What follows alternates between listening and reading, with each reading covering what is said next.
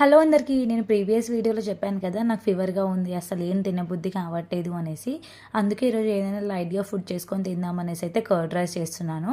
నాకు ఎప్పుడైనా అన్ఈజీగా అనిపించినప్పుడు, స్టమక్ ఫుల్గా ఉన్నప్పుడు, ఏమీ తినబుద్ధి కానప్పుడు ఇలా కర్డ్ రైస్ చేసుకుంటాను. చాలా లైట్గా సాఫ్ట్గా ఉంటుంది. ఫస్ట్ అయితే నేను రైస్ ఉడికించుకుంటున్నాను. రైస్ ఉడికించుకునేటప్పుడే పాలు పోసుకుంటే మంచి ఫ్లేవర్ వస్తుంది. రైస్ ఉడికించుకున్న తర్వాత పోపు వేసుకుంటున్నాను. ఇందులో అన్నీ అంటే జీలకర్ర, ఆవాలు, శనగపప్పు, కొన్ని జీడిపప్పులు, కరివేపాకు, ఎండుమిర్చి వేసుకొని బాగా వేయించుకున్న తర్వాత ఇందులోకి కొద్దిగా అల్లం, పచ్చిమిర్చి వేసుకొని బాగా కలుపుకోవాలి రైస్లోకి. దాని తర్వాత తియ్యటి పెరుగు కలుపుకొని దానిపైన పోపు వేసుకోవాలి. పోపు వేసుకునేటప్పుడు ఆయిల్ సపరేట్ చేసి పోపు వేసుకోండి, అప్పుడే బాగుంటుంది.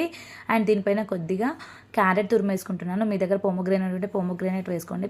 పైగా కొత్తిమీర వేసుకొని బాగా కలుపుకొని తింటే చాలా బాగుంటుంది. నాకైతే లైట్ వెయిట్గా చాలా ఈజీగా అనిపిస్తుంది. దీన్ని ప్రసాదం కూడా వేస్తారు. మీకు ఏది